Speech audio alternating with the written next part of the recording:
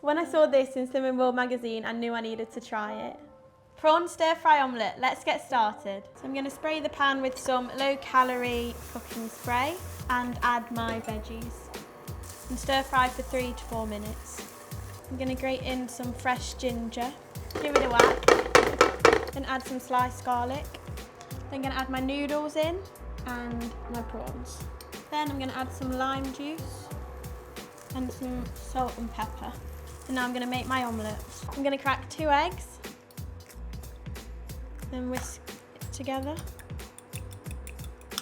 Then make sure the pan's hot and add some low-calorie spray.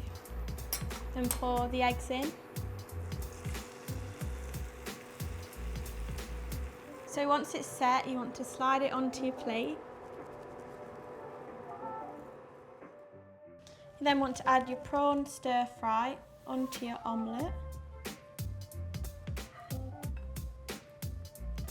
Then you're going to drizzle over a tablespoon of oyster sauce. This is definitely going to keep me full all day.